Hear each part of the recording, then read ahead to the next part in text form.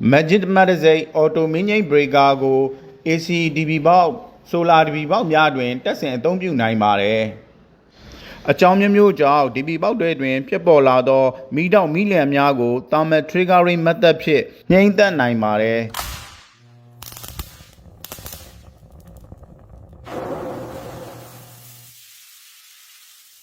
ဟုတ်ကဲ့ပါခင်ဗျာအခုကျွန်တော်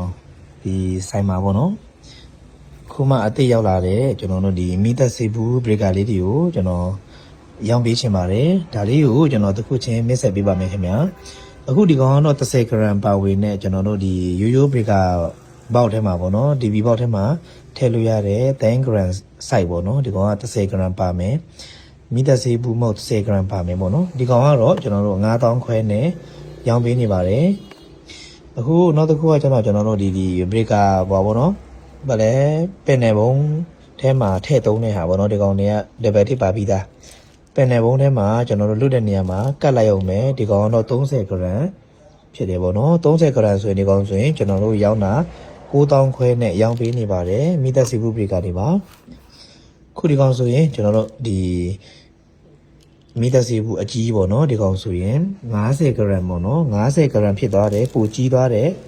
ဒါတပည့်တိထားတဲ့ပါပြီးသားပေါ့နော်ဒီကောင်ဆိုရင်ကျွန်တော်တို့ကဟိုပါပေါ့3သိန်းနဲ့1000ရောင်းပေးနေပါတယ်အခုဆိုရင်ဒီ3မျိုးပေါ့နော်ကျွန်တော်ဒီဘီဘောက်ထဲမှာထည့်တဲ့အသီးစားရယ်ပင်နယ်ဘောက်30 gram ရယ်ပင်နယ်ဘောက်တိုက်ဒီ50 gram ရယ်ပေါ့နော်3မျိုးလေးရောက်ထားပါတယ်အခုလိုမျိုးဒီလိုမျိုးဒီ solar နဲ့ inverter တွေဆင်ထားတဲ့အိမ်တိုင်းဒီ EPC သုံးနေတဲ့အိမ်တိုင်းပေါ့နော်ကျွန်တော်တို့ဒီဘရိကာဘောက်တွေထဲမှာပေါ့နော်မဖြစ်မနေ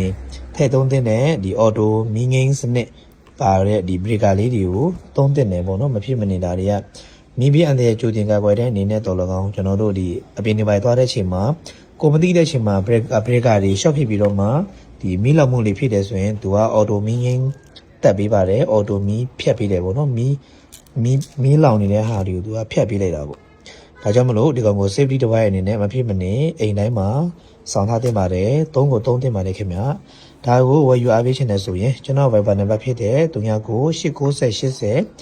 33လုံး39ကိုဆက်သွယ်မှယူအားပေးနိုင်ပါတယ်ခင်ဗျာ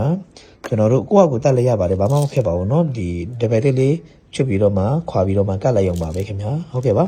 အားလုံးကျေးဇူးတင်ပါတယ်